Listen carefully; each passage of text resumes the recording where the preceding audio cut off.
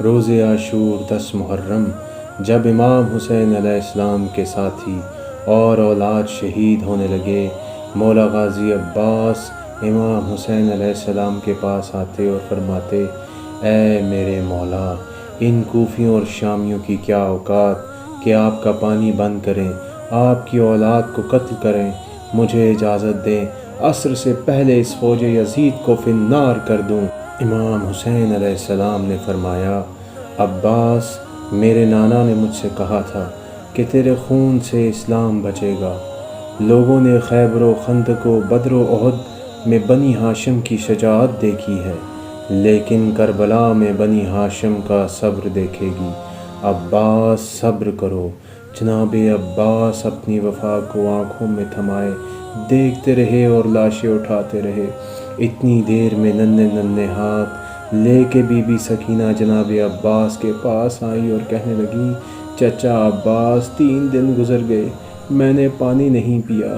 میں نے سب کی پیاس کو دیکھ دیکھ کر صبر کیا، لیکن چچا عباس، اگر اصغر کو پانی نہ ملا تو وہ تڑپ تڑپ کر مر جائے گا۔ چچا عباس، پانی لے کر آئیں تاکہ میرا اصغر پانی پی سکے۔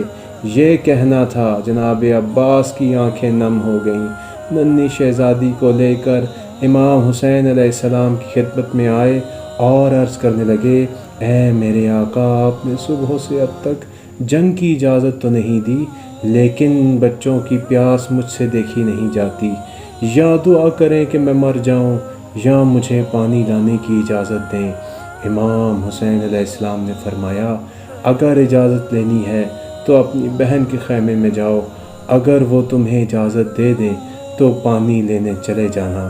جناب عباس بی بی سکینہ کو لے کر بی بی زینب کے خیمے کے باہر سوالی بن کر بیٹھ گئے۔ بی بی سکینہ سے کہا: جاؤ خیمے میں، میری آقا زادی سے کہنا کہ ان کا غلام آیا ہے۔ بی بی سکینہ بی بی زینب کو لے کر جیسے ہی خیمے کے در پر آئیں، جناب عباس نے عرض کیا: اے میری آقا زادی، مجھے اجازت دیں تاکہ میں نہر سے پانی لے کر آؤں، سارے بچے تڑپ رہے ہیں۔ بس یہ کہنا تھا، بی بی زینب رونے لگی۔ جناب عباس نے عرض کیا: اے میری آقا زادی، مجھ سے کوئی خطا ہو گئی ہے تو مجھے معاف کر دیں۔ بی بی زینب نے فرمایا: عباس، تم سے کوئی خطا نہیں ہوئی، مجھے اپنے بابا کا زمانہ یاد آ گیا۔ میرے بابا نے کہا تھا: زینب، ایک وقت آئے گا تمہیں قیدی کیا جائے گا، تمہیں بے پردہ بازاروں میں پھرایا جائے گا، پتھر مارے جائیں گے۔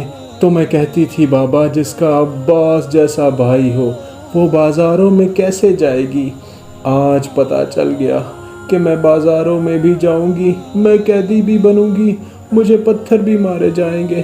جناب عباس کو اجازت ملی، آپ نے مشک اور علم کو تھاما۔ جیسے ہی بنی ہاشم کا چاند نہر فرات کی طرف بڑھا، فوج یزید میں کوہرام مچ گیا۔ ہر کوئی کہنے لگا: اگر خیموں تک پانی پہنچ گیا تو ان پر فتح حاصل کرنا مشکل ہو جائے گی، روکو عباس کو۔ جناب عباس تیر کی طرح جیسے نہر فرات کی طرف پہنچے، نہر فرات پر قبضہ کیا، مشک کو پانی سے بھرنا شروع کیا۔ آپ پانی بھرتے رہے۔ آپ نے اپنے گھوڑے کو دیکھا، وہ حسرت کی نگاہ سے جناب عباس کو دیکھ رہا تھا۔ غازی عباس نے کہا: میری طرح 3 دن سے تم پیاسے ہو، پانی کیوں نہیں پیتے؟ اتنی دیر میں گھوڑے نے رونا شروع کر دیا اور اپنی زبان میں کہنے لگا: اے میرے آقا، مجھ سے زیادہ تو آپ پیاسے ہیں، آپ پانی پئیں، اس کے بعد میں پانی پیوں گا۔ جناب عباس نے جیسے ہی سنا، آپ نے رونا شروع کر دیا اور فرمایا: تو اپنے آقا کے بغیر پانی نہیں پی رہا تو میں کیسے اپنے آقا کے بغیر پانی پی سکتا ہوں؟ ان کے بچے پیاسے ہیں، اگر میں پانی پی لوں گا تو حسین کی ماں کو کیا منہ دکھاؤں گا؟ مشک بھرتی رہی، جناب عباس کے ہاتھوں کو پانی لگا۔ جیسے ہی جناب عباس کے بازو پانی میں جاتے ہیں، جناب عباس کہتے ہیں: اے میرے اللہ، ان ہاتھوں کو حسین کے بچوں سے پہلے پانی پیا ہے۔ میرے اللہ، جیسے ہی میں حسین پاک سے ملوں یہ ہاتھ میرے ساتھ نہ ہوں۔ شہنشاہ وفا مشک کو بھر کے علم کو لے کے خیمے کی طرف بڑھنے لگے۔ فوج یزید میں کوہرام مچ گیا۔ کوئی کہنے لگا جو قریب جائے گا وہ فنار ہو جائے گا، دور سے تیروں کی بارش کر دو، پھالے پھینکو، نیزے پھینکو، کچھ بھی ہو جائے پانی خیموں تک نہ جائے۔ ہزاروں تیر جناب عباس پر چلا دیے گئے۔ جناب عباس تیز تیز خیموں کی طرف بڑھنے لگے، کچھ بھی ہو جائے بی بی سکینہ تک پانی پہنچ جائے۔ بس اتنے میں کسی ظالم نے پیچھے سے چھپ کر وار کیا۔ جناب عباس کا بایاں بازو قلم ہو گیا۔ جناب عباس نے مشک و علم دائیں بازو میں لے لیا، تیز تیز خیموں کی طرف بڑھنے لگے۔ پھر کسی ظالم نے پیچھے سے پھر وار کیا اور آپ کے دوسرے بازو کو قلم کر دیا۔ جناب عباس کا دوسرا بازو قلم ہو گیا۔ آپ نے مشک و علم کو اپنی دانتوں میں سنبھالا اور تیز تیز خیموں کی طرف بڑھنے لگے۔ اتنی دیر میں کسی ظالم نے ایسا تیر چلایا جناب عباس کی آنکھ میں راک لگا۔ پھر کسی ظالم نے مشک کا نشانہ لیا، جیسے ہی مشک کو تیر لگا جناب عباس کی حسرت ٹوٹ گئی، مشک سے سارا پانی بہہ گیا۔ اتنے میں ایک ظالم نے جناب عباس کے سر پر وار کیا۔ جناب عباس گھوڑے کی زین سے زمین پر آ گئے۔ وہاں خیموں میں امام حسین اور بی بی زینب دور سے جناب عباس کو دیکھ رہے تھے، علم کبھی دائیں علم کبھی بائیں۔ جب علم نیچے گرنے لگا تو بی بی زینب نے کہا، اے اللہ، آج ان ظالموں نے اسلام کا پرچم گرا دیا۔ اے میرے اللہ، ایسی قوم بنا جو غازی عباس کا پرچم بلند کرے، اسلام کا پرچم بلند کرے۔ مولا حسین نے جیسے ہی علم کو گرتے ہوئے دیکھا، دوڑتے ہوئے جناب عباس کے پاس گئے۔